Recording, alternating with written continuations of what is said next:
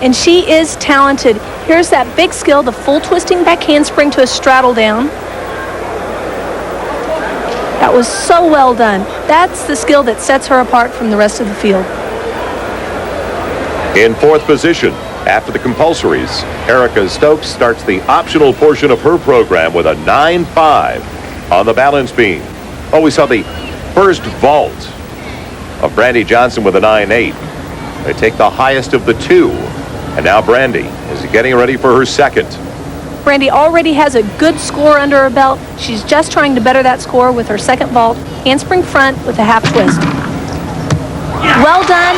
Another step on the landing, but that's just a tenth of the point. Each vault is graded down according to the degree of difficulty, and that one could have been a perfect 10. That's right, Joel. Brandy Johnson is one of the few athletes who performs two different 10.0 vaults.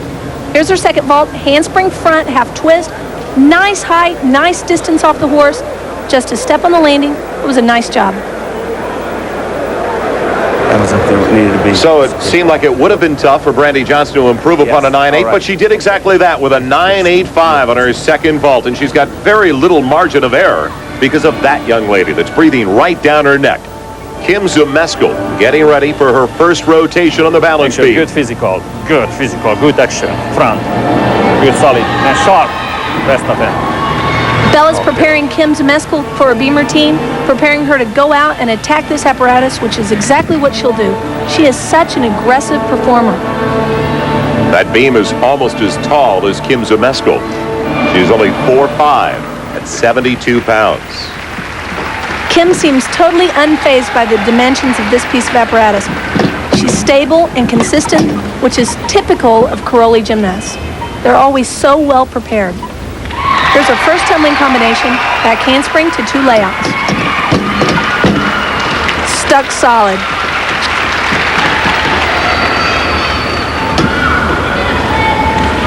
It seems like every time we see her try a full turn, she almost loses her balance. Kim had a break on a full turn in the compulsory competition as well. And it's ironic because she does so much difficulty in her beam routine. A full turn is a simple element. Here's Kim's second tumbling combination, flip-flop layout down to one knee. This has been a very solid performance. All she has left is her dismount, a round-off double back.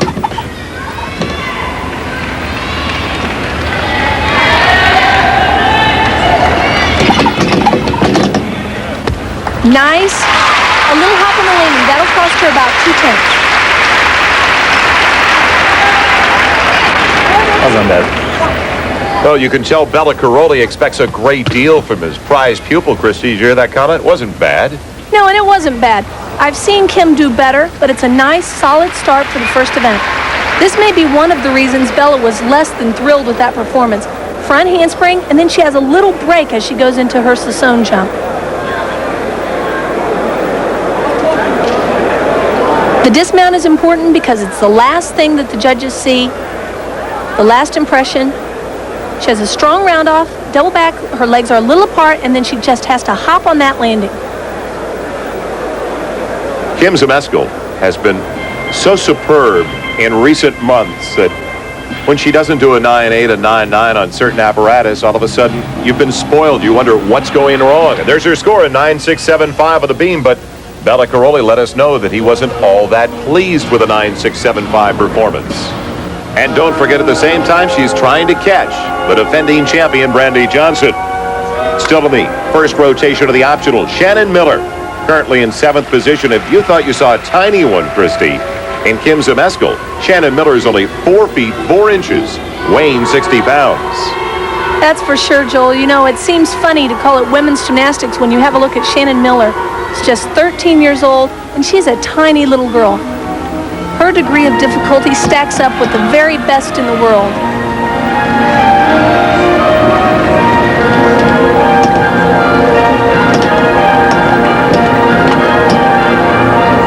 She's going to be doing another tumbling combination as well as a very big dismount.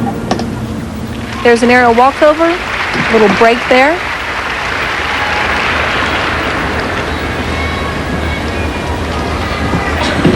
You can see her style is a little less mature than that of Kim Zmeskal.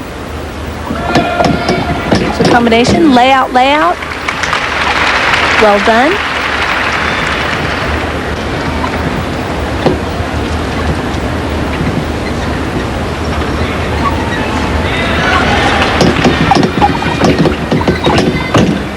Well, Shannon has all the difficulty that she needs right now, 2 years away from the Olympic Games. So she has the luxury of just concentrating on improving her execution. Here comes her dismount. The only gymnast in the United States to use this dismount. A full twisting double back. That was unbelievable. As Shannon has said, this is her favorite apparatus, and she looks strong on the balance beam. Here's another look at that dismount. Many of the gymnasts use a double back for their dismount. Shannon does a double back with a full twist in the first somersault. That is a dismount that only the Soviets and Shannon Miller are even attempting in competition. That was incredible. Shannon's an 8th grader, Summit Middle School in Edmond, Oklahoma, as she waits for her results. And it's the same score we just saw for Kim Zmeskal, a 9.675. And you can see that Bella Caroli appears to be upset with some of the early scoring so far. Let's take a look at the results after the first rotation for the women in the optionals. Brandy Johnson still with that slight lead over Zmeskal. The showdown continues in the Caroli gym, doing very, very well in the early going. Aw, not another frozen. Bella Caroli fuming over some of the early scoring. It continued while we were away. 2 tenths for me and adding 2 tenths, another one, there are 4 tenths. In 4 tenths, I can't fight with 4 tenths against. He's talking to Kathy Kelly, the National Program Director for the Women's Division. Fight, judging error of 10, you can fight, but you can fight with a half a point. This is exactly the kind of behavior that draws the most criticism for Bella from the coaching ranks. He is working for what is developing down the road for his competitors.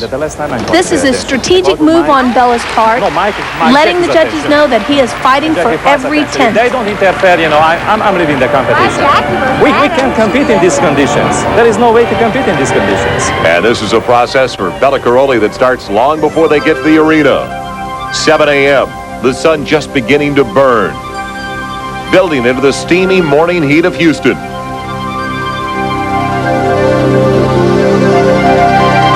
The traffic on I-45, Pyramids towards rush hour.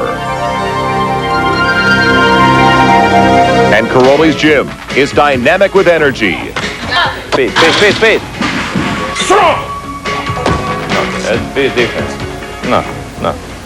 That was better. Thus begins the day for a few devoted and capable children with their first of 2 rigorous, grueling 4-hour workouts. You have to have a total dedication. You have to spend hours. You have to be focused. You have to put some sacrifices. Gosh, nothing in the world can get without sacrifices.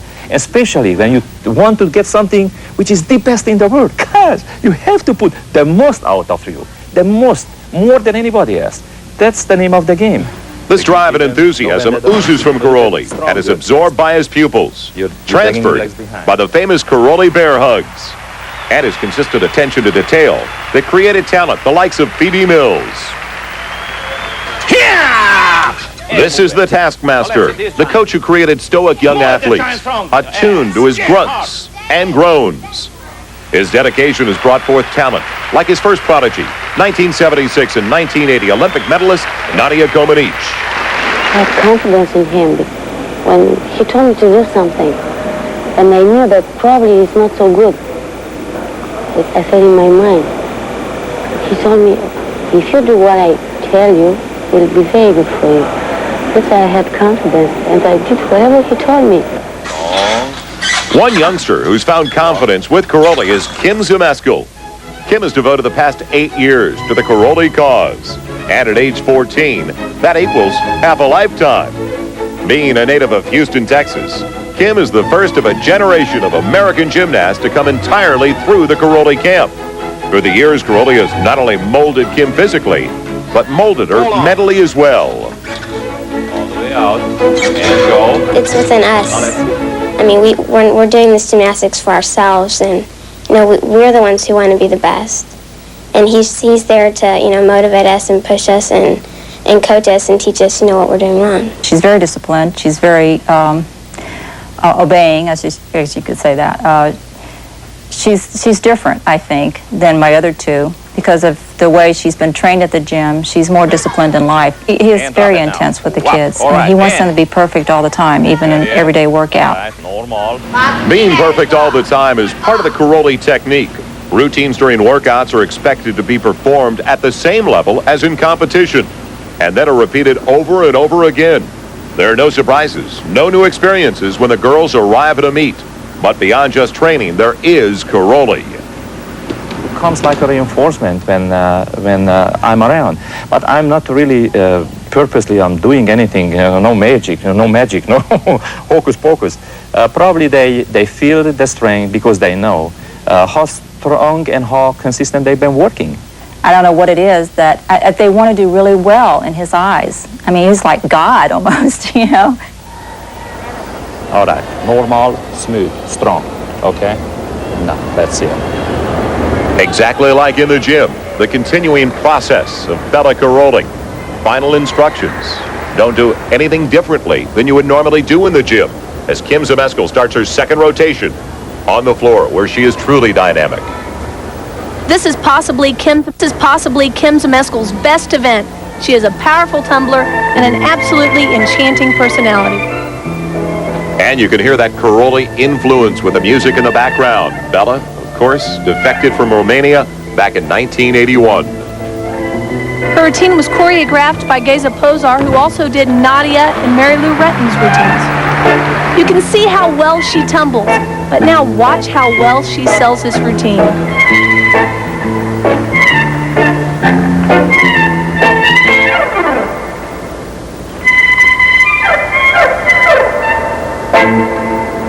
She is just adorable. She has a really unique pass coming up, 3 whipbacks to a double back somersault. This is where she wrapped up her American Cup title. 1, 2, 3, flip-flop, double back. Incredible. And the crowd is really with her now. So often the gymnasts just worry so much about their routine they forget about the crowd. But right now it's a minute-and-a-half love affair going on between Zmeskal and this crowd in Denver. Here she's setting up for a dismount, a round-off back handspring, double back. That was a great job. Kim Zmeskal nailing her dismount and coming through in a big way on the floor exercise. That is really going to put the pressure on Brandy Johnson. We also see a different look on the face of Bella Caroli, obviously feeling very strongly that Kim Zmeskal not only came through, but maybe some of that strategy he was working with earlier will pay off in the long run because he was upset with the early scoring. Well, you can't be upset with this performance. Here's Kim's middle pass, round off, 3 whips, back handspring, double back. That's 5 elements on the diagonal. Most gymnasts can only fit 4. Look at that incredible height on that double back somersault, and she just nails it. If it's possible, she looks even more confident than she did in the American Cup. And Kim told me that win in the American Cup, a major victory for her, her biggest meet thus far in the United States. And it really has carried over 4 months later. And if she was ever holding anything back, well, she doesn't have to worry about that anymore because she's got not only the crowd in her hands, but also the judges over the last 4 to 5 months. Kim has really matured into a strong all-around competitor. Waiting for results on the floor exercise, a 9-8 for Kim Zmeskal. That will move her even closer to Brandy Johnson, the leader after the first rotation. Brandy is getting ready now for the uneven bars. We'll see if she can hold that lead over Zmeskal when we come back to Denver. Denver currently in 3rd place after the first rotation. Elizabeth Aquino, Betty